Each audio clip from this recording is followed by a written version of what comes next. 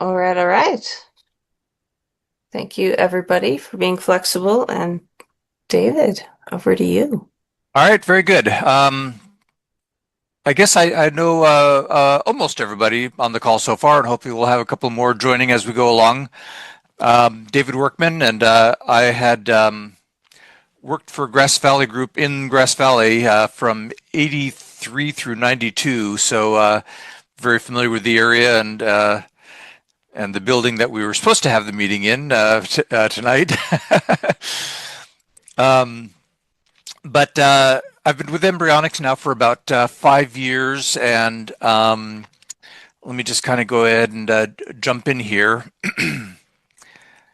So Embrionix provides multi-format video interfaces for both SFP modules and 2110 gateway applications, and we specifically only sell to other equipment manufacturers under OEM sales agreements. So if an end user or a rental house or a dealer or distributor comes to me and asks for a quote, I don't quote them. I basically say you have to go to the equipment manufacturer that's using our products, or to Riedel, which is our parent company, who is also a manufacturer on their own.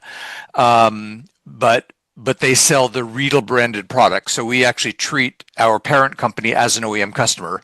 So just like we have private labeled products that we sell to Sony and Grass Valley and Ross Video and Evertz and everybody else, we also sell private label parts to Riedel, our parent company. So we were acquired by Riedel in 2020.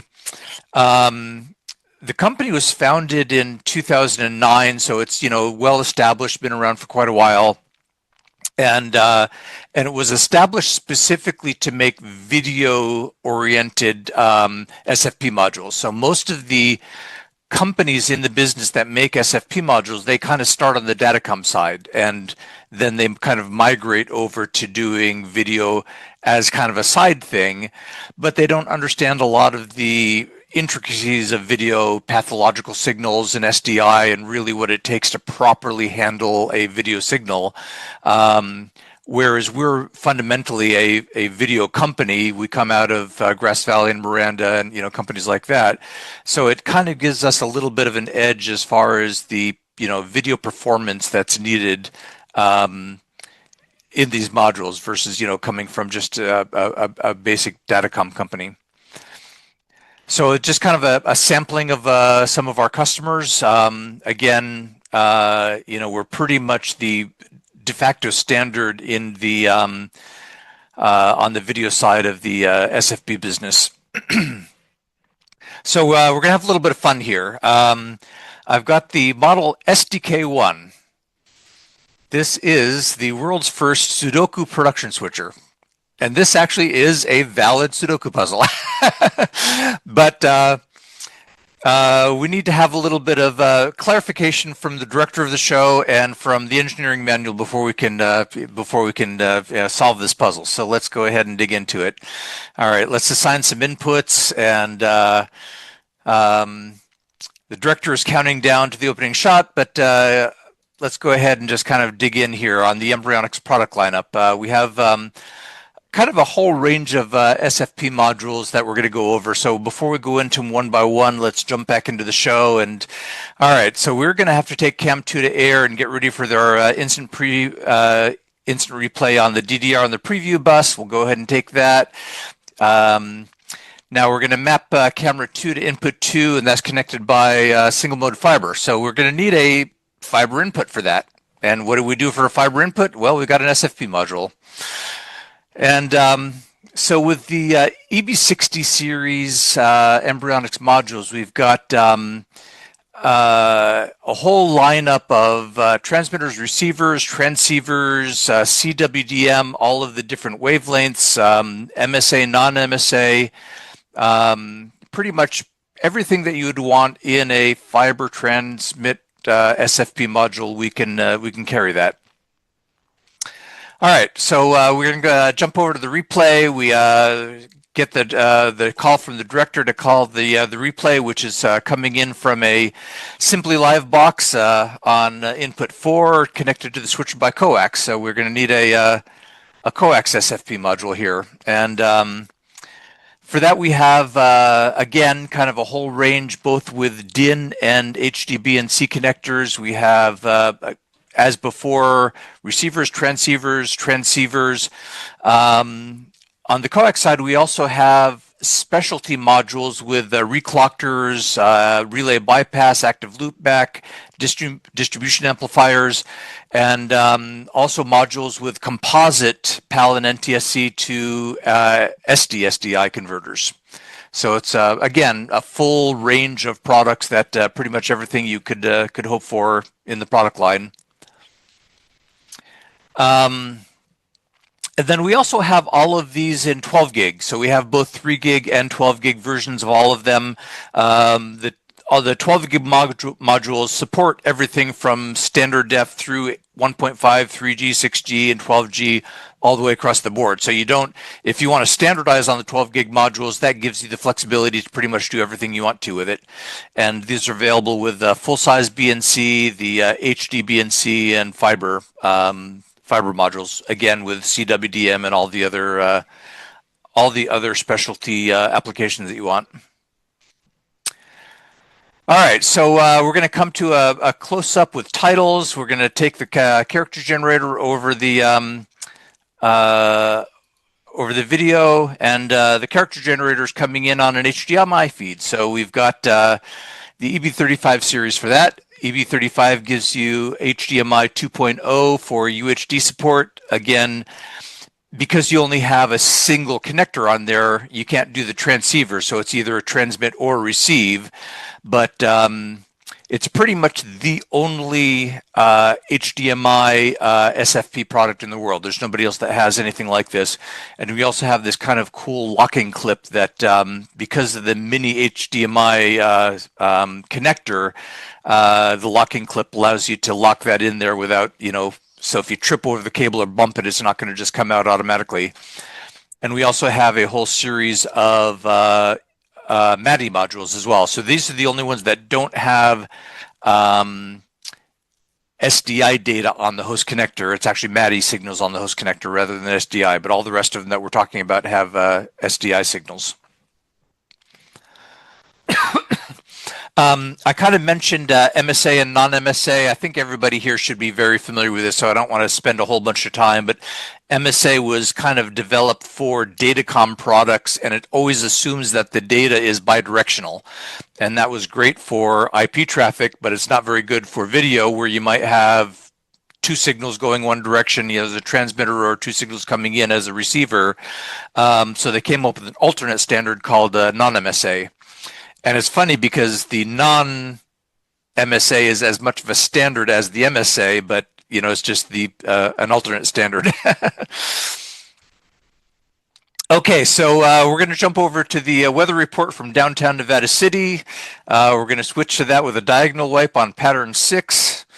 And let's see. We're going to have a chroma key using a new 2110 camera. Oh, we have an IP feed coming in. So with an IP feed, we have two different families of products. One is the SFP and then the other is the SOC. So we're going to jump into that really quick. With the SFP, we have the EB22 series products, and this is basically a SDI to IP converter in an SFP module. Works with both 2110 and 2022-6. This was released in 2017, so it's actually been around for almost 10 years already. Started out with 2022-6, and then we migrated it to the 2110. And Embrionix was one of the early participants in the interop events that went on around the industry.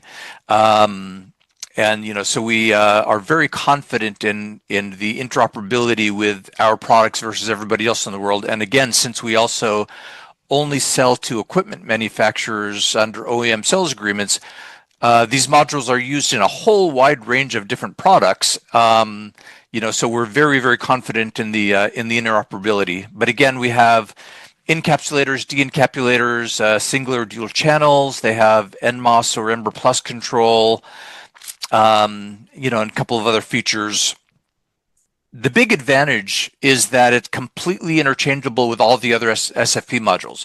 So any product that has an SFP module, whether it's a fiber or a coax or an HDMI, you can pull that out and plug in the EB22 and your product is ST2110 enabled. There's no additional work that needs to be done, no additional engineering, no additional, configuration. You just now have 2110 interface in your product, and that's been a really big selling point. We've actually done very well with this over the last 10 years. But we got a call from the engineering department. We have an issue here. We got to call up a couple of engineering menus, and I'm glad I got this Riedel intercom for the back channel. So yeah, with the SFP module, there are some limitations. The limitations that it is a 10 gig port only, which limits you to a max of 3 gig SDI video. We do support the 2022-7 redundancy, but it's over a single physical interface, so you don't get the true hitless redundancy. And those limitations are not really because of our processing. It's more of the SFP form factor itself. You just don't have enough pins on an SFP module to do additional channels. You don't have enough power to run the 25 gig processor. And so a couple of years back, we realized that we really needed to have a more powerful system, but we couldn't fit it into an SFP module. So we released the EB82 SoC1, which is our system on chip. This is fundamentally the same processor, just kind of a souped up version of it. This gives you, again, a software-defined product. It can change functionality as you go, and it's in a compact, ruggedized form factor. It's kind of hard to get the scale of the size with this, but it's pretty much about the same size as an SFP module. So really, really tiny. A lot of power in that small package. There's two main flavors of applications that run on this. One is the 2110 gateway application, which is kind of what we started with, and then we have the JPEG XS encoder application. So you can actually store multiple applications on the device at the same time and swap back and forth between them. So you can run the standard 2110 and the JPEG XS and swap back and forth. So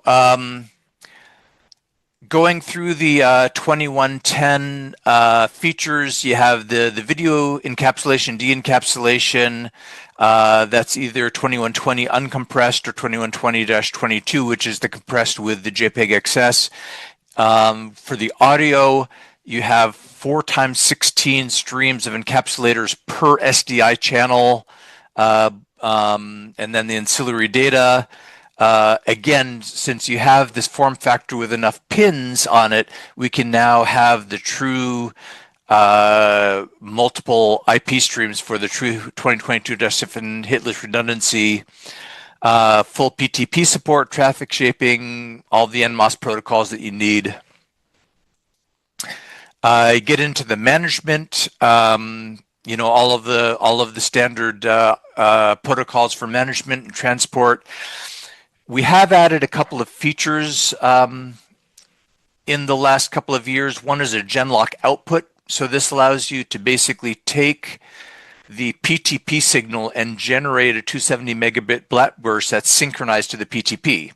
So if you have kind of an island of production that's going on, across the city, you need to synchronize the cameras locally at that small island of production. You can generate a blackburst signal to genlock your local cameras so that you don't need to frame sync them. And then we've also added a 1 gig out of band control port. The processing delay is very short. On the encapsulation, it's less than 1 line of video. On the de-encapsulation, it's 2 lines of video. For the JPEG XS application, it's 12 lines for the encode and 19 to 23 lines for the decode, but that's assuming that you're not using the frame sync. So again, if you're using the frame sync, that automatically, just by the physics of any frame sync, adds a frame buffer along the way. Okay, so I've got to refer to the switcher ops manual here because we're kind of getting into some really detailed engineering stuff here. I don't quite get it, but there's some extra knobs that we have to accommodate here. So let's look into the architectural view. So the architectural view of the EB82 is that you have all of your channels licensed in pairs. So you can have up to 4 pairs of video for or 8 lanes total. The application always comes with the first pair of video SDI automatically. So those can be either 2 inputs, 2 outputs, or bidirectional. And then you can license a second pair of video, which again will be 2 inputs, 2 outputs, or bidirectional. And then the third and fourth pair are always going to be bidirectional. So if all 4 of those are bidirectional, you're going to get a 4x4 combination. If the first 2 are all inputs or all outputs, you're going to get 2x6 or 6x2, but you can't get 8x0. That's the only limitation. So you can get up to 6 channels in cap and 2 channels decap, or vice versa. You just can't get all 8 in caps or all 8 decaps. Again, supporting the 2020-7 redundancy, you have both the red and the blue network switches internally in the device, and then going out to separate red and blue, either 10 gig or 25 gig Ethernet externally. And then the only other thing you need is the SPI control port. So if you want to get into the real details of what's inside each of those encapsulators and de-encapsulators, for each encapsulator channel, again, that's every single one of those 8 channels has this replicated. We come in from the SDI signal, which can be either a 3 gig or a 12 gig signal. We demultiplex that out. The video locks to PTP. If it's not locked, then it can go through the frame synchronizer, which is built in to the chip. And then you go through the video encapsulation. The audio goes through an audio sample rate converter and remapping. So for every SDI signal, you have 4 flows of 16 channels of audio. And then that goes over to the audio encapsulation. And then the ancillary data, we don't do anything with. It just goes straight through. All of those go through the 2022-7 processing, and that gives you the separate, independent, redundant network outputs for your red-blue networking.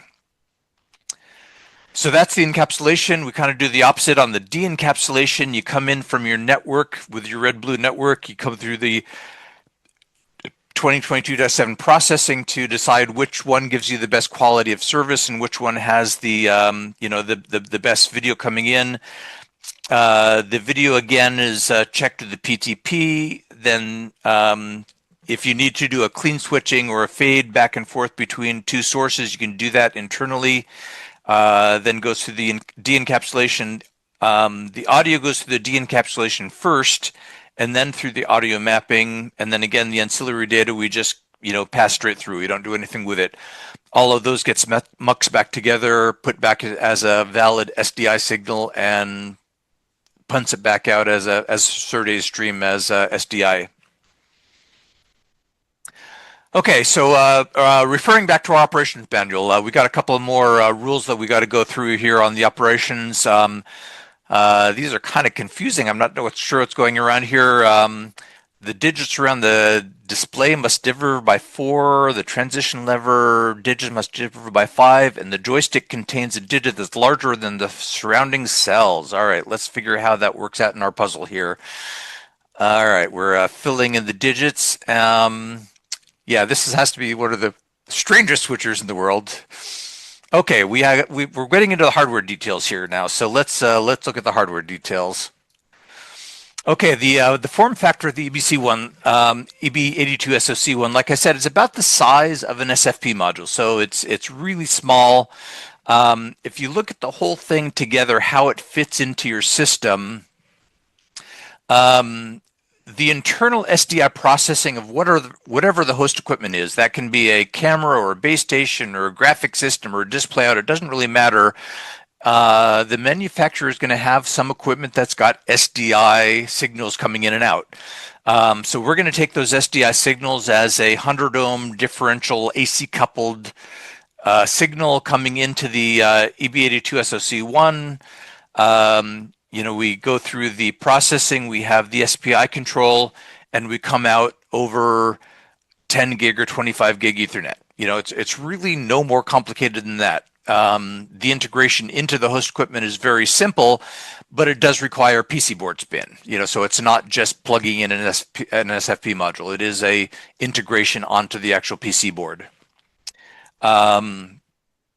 But if you do want to intercept those differential AC coupled signals, that's basically the same signal that can be then fed to a video SFP cage. So you can have, in addition to your data SFPs, you can have video SFPs at the same time and have both 2110 and your multi-format HDMI, coax, fiber at the same time. For the control system, we have a MNset control package, which is a pretty full-featured controller. Allows you to do all your configuration, routing, setup, everything that you want to do, audio mapping. You also have the REST API interface, which is what this is built on top of. And then we also have a private label version of the MNset package. So as a manufacturer, any of our customers can create their own installation package that has their own branding, so it kind of goes along with their own, product that they sell, rather than making it look like an Embrionix product.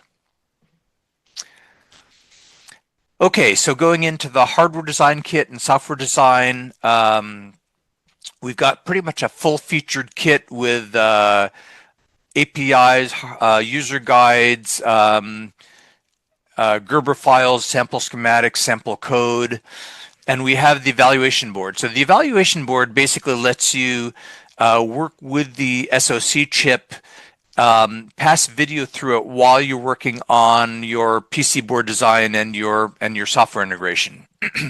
So this basically allows you to come from your computer through a USB to an SPI adapter for the control. You have your red-blue networks to the IP interfaces on the evaluation board, and then you just need an external power supply, and that gives you kind of the whole feedback loop of being able to pass a video through the evaluation board as if you were passing it through your own product, to emulate what that final product will act like in the real world situation. All right, so the director says we're ready to close the show. We're going to fade to black, so we got a 4-second fade to black, and it turns out that digit 4 is the last digit that's required to make this a very valid Sudoku puzzle, and it's about time. And we call that up, and we're going to go through and kind of fill in the rest of the digits here. Now, I just had the idea for this last night, so I created it in less than 24 hours, and it's occurred to me that I could probably actually assign a true SMPTE white pattern to the white pattern buttons, but, oh well, what the hell. I was able to get the joystick on there, the menu buttons, the mix effects, the transition lever, and a fade to black, so I'm pretty happy with that. But this really is a valid puzzle. And I'm not going to do this manually because it would take me about 15 minutes. Everybody would be really, really bored. So as we finish up here, that is the SDK1 mix effect, single mix effect switcher, live and in person. Okay, so quick summary on the EB22 series SFP modules versus the EB82 SoC1 system on chip. The form factor is different. SFP module versus an SoC. The EB22 is 10 gig only, and the EB82 is either 10 gig or 25 gig. The color format, the EB22 only supports the YUV 422, and we've now added YUV 444 and RGB 444 to the SoC, and also being able to have the as I mentioned, the black burst output, the out of band output, and the JBig XS applications. So I know I've ran through that in remarkably fast time, but we kind of spent a bit of time kind of bandying about trying to get the technical issues worked out. So that's all I have. I'd love to open it up for questions or anything that anybody wants to discuss.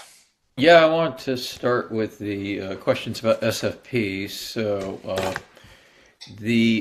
It looked like there was one of the SFPs that was multi-mode, but I assume that the rest of them were all single mode, or is that not true? Yes, pretty much everything is single mode except for the EB22, and that's mostly a matter of power dissipation. With the FPGA that we have for the 2022-7 or the 2110 processing, that brings it right up to the power limit of the power that you can get in a SFP cage. And a single mode laser takes massively amounts more power than a multimode laser. So we're kind of limited to using a multimode laser there. But all of the rest of the SDI based modules are single mode. And then it's pretty obvious how you use a single mode. So I assume that those generally go into like Netgear switches, Cisco switches, Arista switches. Is that right? No, no, no, no, not at all. All of these have SDI data on the host side. So they're made to go inside a video production product, a router, a video switcher, a character generator, and it's basically an SDI to SDI converter. Now, anything that goes into a network switch, we basically do have that, but that's sold by Riedel, our parent company, because then it's not an OEM product. So it's not going to be used inside of a video product that a video manufacturer would make.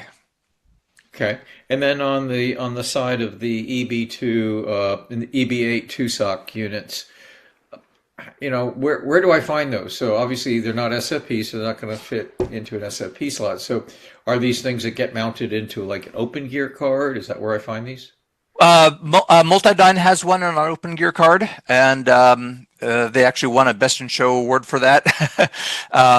So we have them mostly inside video monitors, inside camera CCUs, the Hitomi Matchbox, Bluebell conversion boxes, Plura monitors, USO monitors, SWIT monitors. I'm trying to think of who else. Ross routers, Utah Scientific routers. So basically, again, we basically are a component that goes inside the product. So that's why we're an OEM supplier only. And since you said that these are essentially providing an SDI, plugging into SDI product and so on, so essentially these really let you like take maybe something like an SDI router and allow it to function alongside SMPTE 2110. Exactly, Okay. right. Yep. Okay, and then Maxwell's got a question for you, David. Do you have any resources? Yeah, there's quite a bit of information on the embryonics.com website. I've got the website set, so you do need to register to be able to download the data sheets, but I've got it so it auto activates anybody who registers. And there's also under the application notes and presentations, we have some really, really good, helpful information about how SFP cages are wired, what the boundary clock is, what MSA versus MSA pinout, a bunch of optical information about calculating loss budget and things like that. So it's a pretty comprehensive package, and feel free to send me an email as well. I'm always happy to share whatever information I've got to anybody that's trying to learn about this stuff. All right, wonderful. Well, I appreciate the invitation, and I've had a great time hosting the show tonight.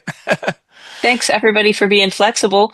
We'll be back hopefully with our in-person online hybrid how we normally do it coming up on the 25th of March. And we're going to have Dom Jackson coming in and speaking then. And future talks, we sort of have penciled in. Claudia Sousa said I think she would come up to Grass Valley and do a session on DMF. So, and then we'll have Steve Holmes talking about IP troubleshooting. So, just to give you a preview of some of the talks that we've got coming up in the next few months.